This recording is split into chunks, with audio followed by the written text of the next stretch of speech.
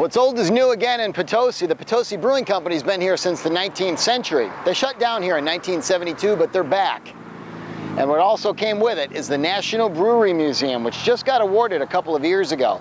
So today, what was an old decrepit building is now bursting to life with more brewery collectibles than anything you've probably ever seen in your life. It's right along Highway 133 in Potosi, just down from Highway 35 and US 61, part of the Great River Road. We'll take a little tour inside the museum. Maybe grab a bite too. We're at the Potosi Brewery here in Potosi now, right off Highway 133. That's Rex. He's going to give us a little tour of the place until you can get here yourself. This was a historic renovation. This building opened up in 1852 and actually as a full production brewery, and in 1882 turned into the Potosi Brewing Company. So these stone walls here actually predate the Civil War. This is the original footprint of the building that was built in 1852. This building and the Bottling Works building next door were purchased for the sum of $6,600. And if you look here, there's some pictures on the wall here that show the condition of the building that was actually purchased. Ooh. Yeah, it was in pretty rough shape. Oh, look at this. That's this building, huh? Mm-hmm. These are actually pictures of where the restaurant is. That's where the gentleman was playing guitar, and that was the beer garden door that you and I were standing by talking. Oh, and speaking of, yes, that's what you see. That's what you had a couple of years ago, and what you see now is in through here.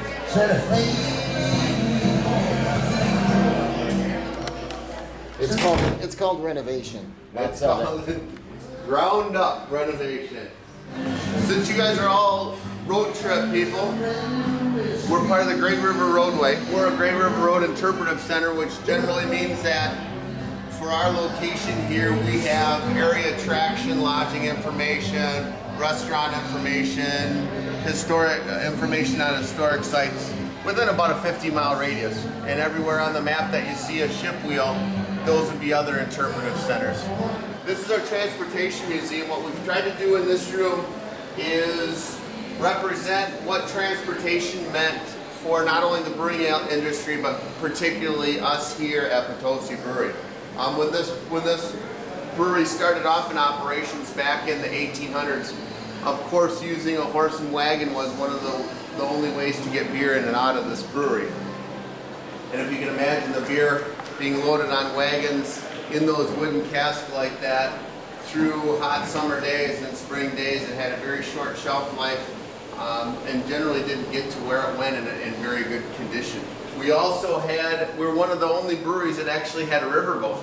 We had a Potosi riverboat that operated until the 1920s, and that was primarily because in this landing that you're seeing at this picture is still a boat landing at the very end of where 133 turns off and heads north to Castville. Right down there where it turns, if you were to go forward underneath the railroad tracks on the gravel road, it goes out to about a half mile to this point. And this point sits right in the middle of the Mississippi, and you can see 15 miles up each way on the Mississippi. It's probably one of the most gorgeous spots on the river. I think it's really cool.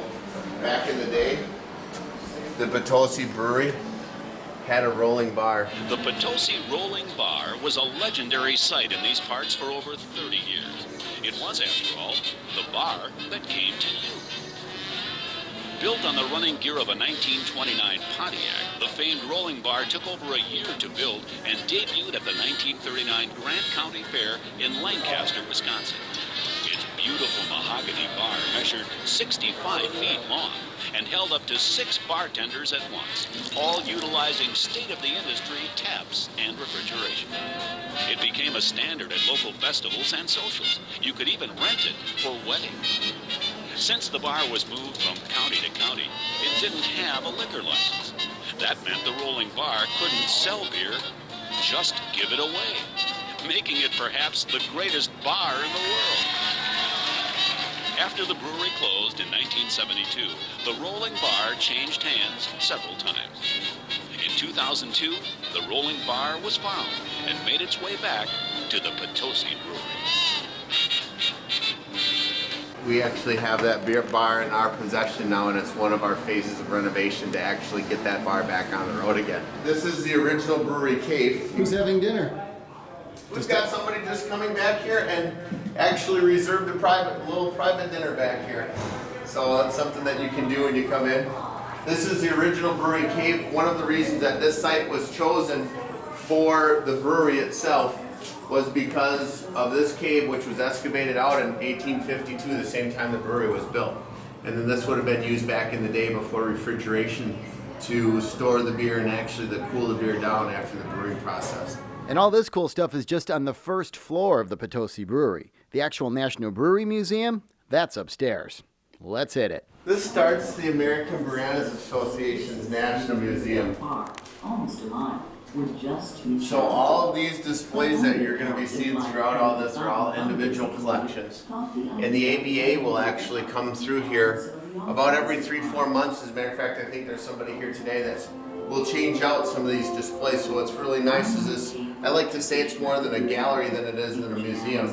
All these things this is ever evolving, you know, new things in, old things out on a regular basis.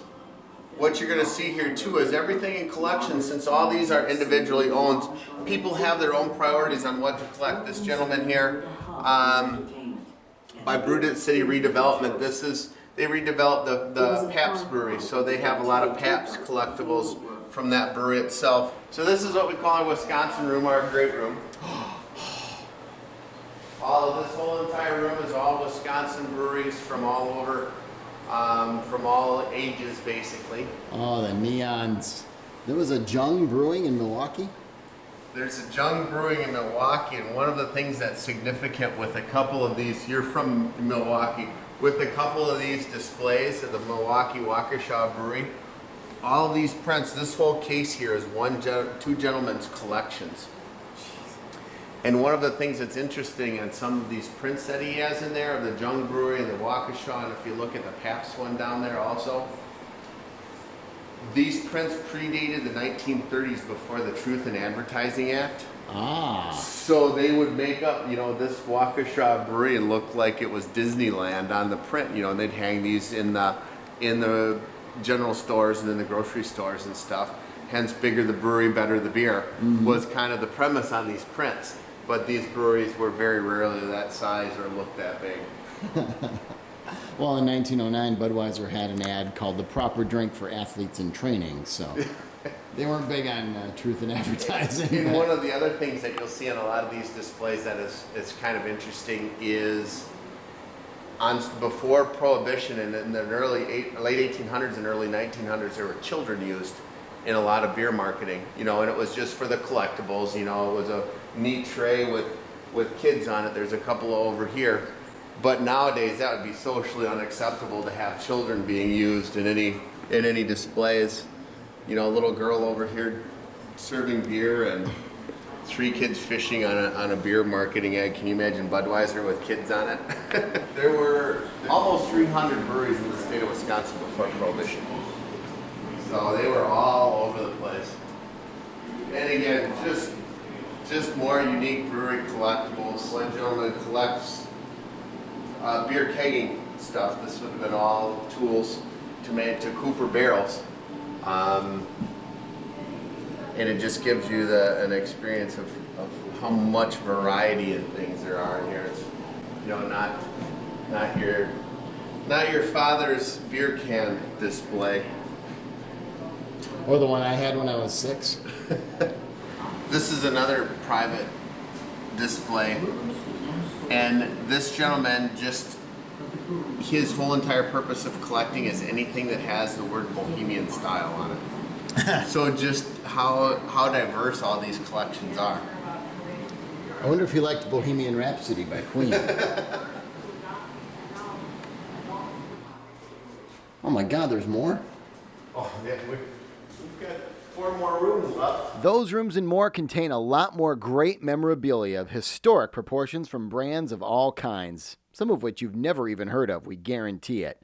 Old-time pictures of Potosi beer being enjoyed by young and old alike also abound. Welcome to the brewery. Of course, you're going to want to drink the beer after seeing all this. You don't want in? right? Fantastic. Yes, it's more than just a brewery and a museum. It's also a great restaurant, inside and outside, with a beautiful beer garden nestled up against the natural hills. The brewery is actually open all year round, as is the museum. Of course, the beer garden is only open part of the year. You can find out more at PotosiBrewery.com. You can get more information on the museum at nationalbrewerymuseum.org. And, of course, find out everything on StateTrunkTour.com, Highway 133. For State Trunk Tour, I'm Eric Paulson.